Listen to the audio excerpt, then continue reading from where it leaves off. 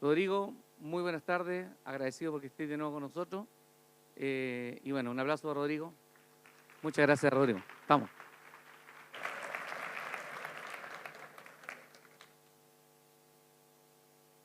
¿Cómo están? Muy buenas tardes. La verdad que estoy...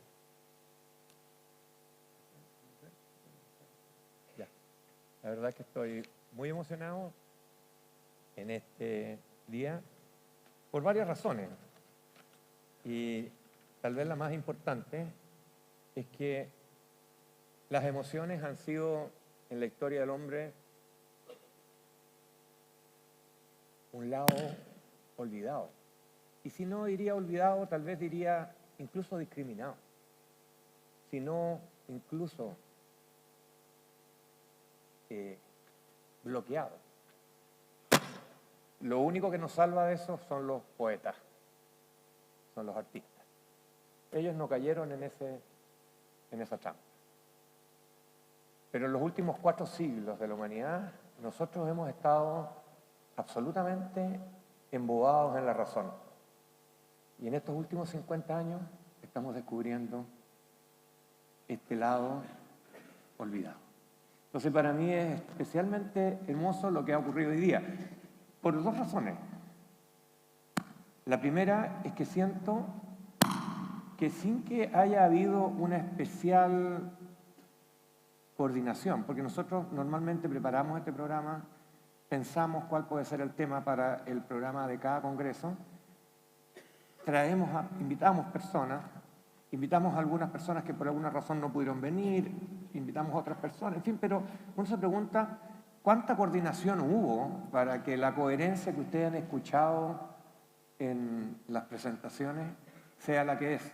Después pensar, oye, escucha, ¿cómo aparece una línea? ¿Cómo aparece? Casi pareciera haber una especie de línea editorial.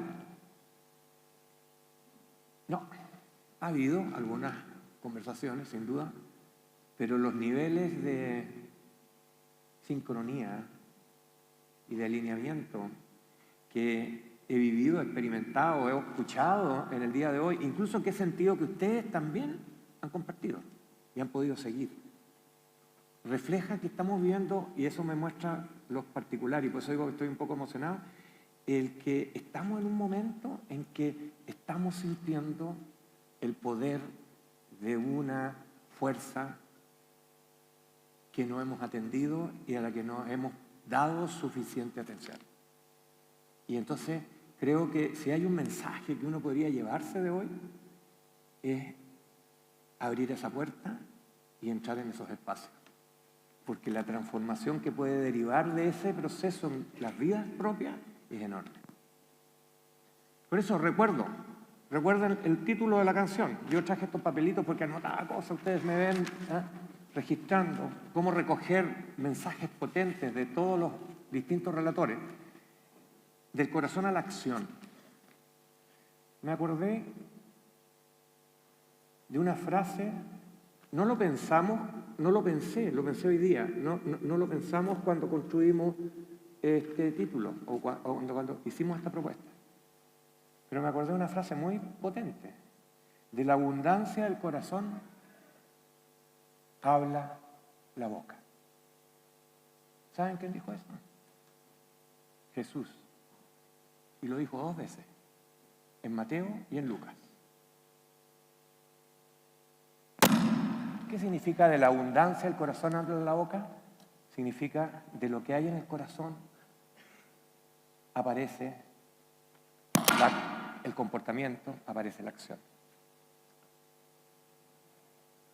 De las emociones, ya voy a cambiar un poquito, de las emociones, lo que está en el corazón, de la pasión, de las pasiones,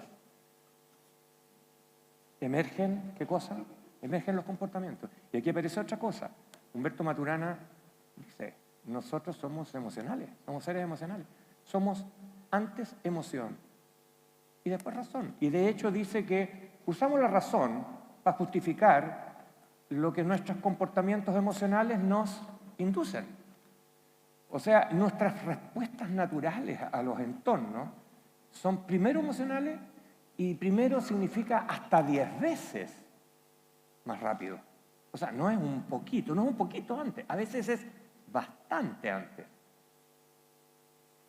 Y no solo está la acción o la predisposición a la acción que surge, sino que también aparecen, digamos, restricciones a comportamientos que no puedo tener en la emoción que siento en un momento dado. O sea, en un momento que uno se instala en una emoción, entra en una emoción, quedan perdidas una cantidad importante de conductas posibles que yo tengo, pero tengo en otros espacios. Por eso que Maturana dice incluso que uno en otra emoción es otro. Porque a los comportamientos a los que apela son los que esa emoción disponibiliza y no otros. Por lo tanto, ¿cuán importante será para gestionar la experiencia conocer qué es lo que hay en el corazón de nuestros clientes, de nuestros empleados,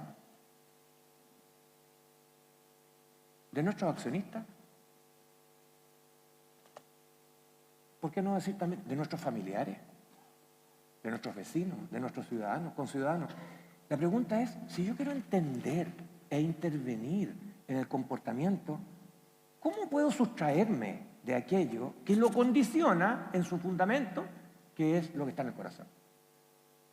De hecho, fíjense que es interesante, porque si yo tomo eso, entonces me pregunto, ¿yo qué podría hacer? Si tal emoción llego a entender que predispone a tales acciones en mis empleados, en mis clientes, entonces yo puedo empezar a diseñar cosas que son compatibles, factibles, naturales. Es más, si yo empiezo a entender qué emociones están en el corazón antes, puedo verlo, yo puedo empezar a anticipar las conductas que puedo esperar. Pero incluso me podría preguntar, ¿por qué no sintonizo un poquito esas emociones? Si hay una discrepancia sustantiva, entonces empieza a aparecer un concepto de sintonía. Uso el concepto de sintonía y no de alineamiento. El concepto de alineamiento es mucho más racional y responde más bien a una lógica mucho más dura. Estoy hablando de sintonía, cómo me sintonizo la emocionalidad de mis empleados con la emocionalidad de mis clientes, y yo creo que voy construyendo un ambiente emocional, un contexto en el cual el mundo... ¿Qué pasa? ¿Mejor eso? Me mataron con esto porque odio el... Espérense un momento. Disculpa, si lo hago de otra forma. Algo está sonando y lo resuelvo acá. Voy a usarlo afuera.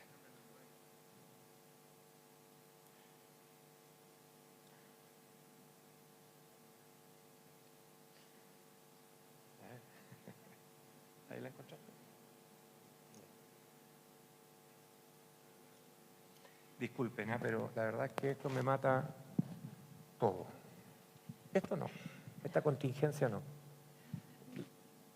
El micrófono sí. Ok, sí, ahora estamos bien. Bueno, entonces puedo continuar. Entonces, como les digo, el fenómeno de sintonizar emociones nos permite crear un ambiente, un contexto que predispone a los participantes en una interacción de la que derivará la experiencia coherente. Y por lo tanto, las acciones de diseño pueden ser altamente más poderosas, incluso insospechadamente valiosas, porque no puedo anticipar qué nivel de potencia podría tener esa sinergia. Entonces, ¿qué quiero contarles yo hoy día? Esta es una primera idea que quería compartir. La pregunta es, ¿qué pone eso en los corazones? ¿Qué hace que en los corazones estén esas cosas, esas emociones o esas pasiones? Y entonces uno puede advertir tres. Esta es una aproximación, yo los invito a seguirme un poco, que no es perfecta, seguramente no es exactamente como es, pero es una aproximación sumamente operativa. Primero, la historia. Mi historia de interacciones con el entorno que me ha tocado vivir. Y entonces hay personas que tienen predisposición a ciertas emociones y les cuesta mucho vivir otras. Hay personas que tienen patrones o dinámicas de respuesta, por ejemplo, los llamados, no sé, mecha corta, no sé si han escuchado ustedes. Ya, la mecha corta, ustedes saben que la mecha corta tiene dos orígenes. Una es de la dinámica en un entorno altamente agresivo. ¿Qué es lo que empieza a ocurrir? Mi sistema límbico aprende a reaccionar rápido, porque de eso depende mi sobrevivencia. Pero la mecha corta también tiene que ver con la genética. La mecha corta depende de un neurotransmisor cuya longitud de carbono, de cadenas de carbono, es de 6 o de 9. Y curiosamente los de mecha corta son de 6 y los de mecha larga son 9. La mecha larga, ¿quién es? Esos que tienen más tiempo y son más tolerantes a la frustración. Es lo que quiero decir. Incluso, y es bien interesante, Boris Cyrulnik habla de esto en un par de libros, hace referencia incluso a investigaciones sobre esto, y dice que no es determinante. O sea, un mecha corta que nace con, ya vamos a decirlo de otra manera, una persona que nace con 6 carbonos, con el neurotransmisor con 6 carbonos, está predispuesto a ser mecha corta y va a tener una tendencia a frustrarse, sí. Pero si vive en un entorno apropiado, puede ser mucho más tolerante a la frustración que uno de 9 carbonos en un ambiente disfuncional. Entonces, la genética no nos determina tanto. Influye, nos condiciona, sí, pero el entorno es mucho más poderoso. Bien.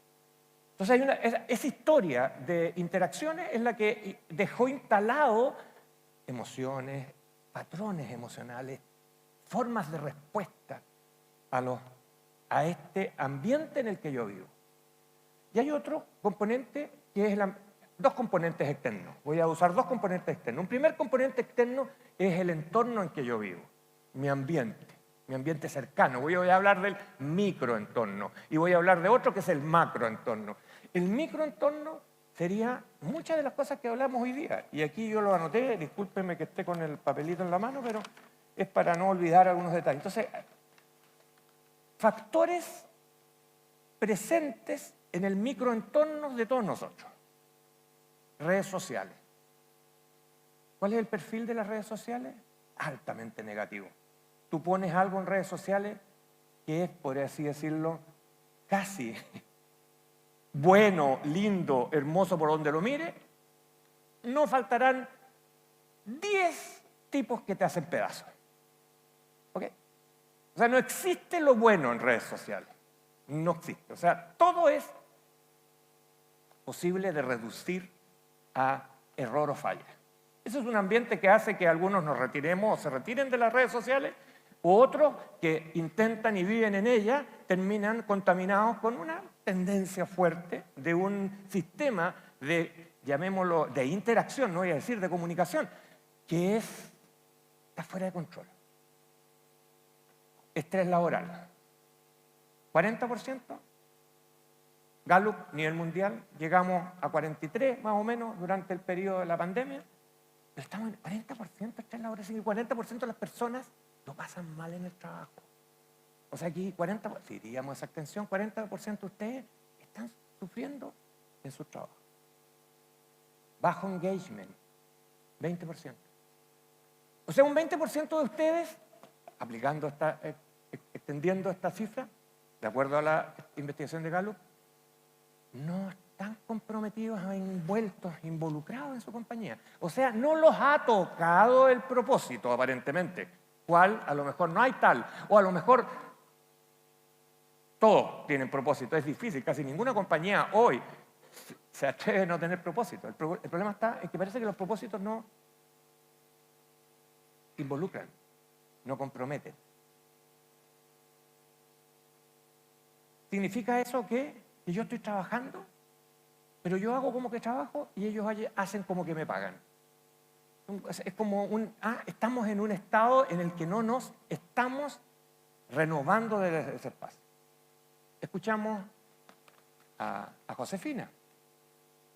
Salud mental, salud cerebral, ¿se acuerdan? Factores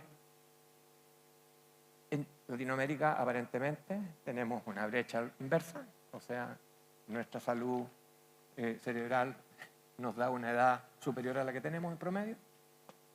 Eso significa una expresión de este microentorno, seguridad social. Voy a mencionar un detalle que salió y surgió y que para comentarlo como un estresor. Nosotros vivimos, el entorno de incertidumbre que tienen las compañías hace que las compañías no tengan muchas, de repente tienen muchas dudas, los directivos, yo soy director de varias compañías, yo vivo en esos ambientes y veo las dudas que ellos tienen de muchas de las cosas en las que uno cree tener algunas posturas. Incluso, de hecho, no consigo en esos ambientes convencerlos y por lo tanto siguen pegados en algunas de sus inquietudes. Y esas consecuencias, ¿qué es lo que traen? Cambios. Entonces cambia el jefe y cambia todo. O sea, íbamos para allá, ahora tenemos otro jefe y vamos para acá. Y después viene otro jefe y vamos para allá.